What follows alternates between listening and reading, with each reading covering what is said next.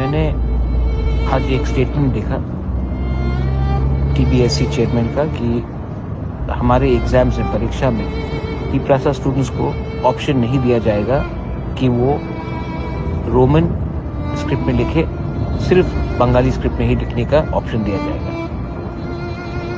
ये आदमी कौन है जो इस जमाने में हमारे लोगों को नीचे दिखाकर हमारे बच्चे के भविष्य के साथ खेल रहा है? इसका जवाब तो देना पड़ेगा। ये राजनीति नहीं है, ये राजनीति नहीं है, ये हमारे बच्चे का भविष्य का सवाल है। अगर आज तिपरासा एग्जाम्स में फेल होगा तो कल उनको नौकरी नहीं मिलेगा। अगर उनको नौकरी नहीं मिलेगा तो परिवार नहीं चलेगा, तोहफा वही का वही रहेगा। ये हमें सिस्टम से बाहर रखने का एक प्लानिंग रहता है।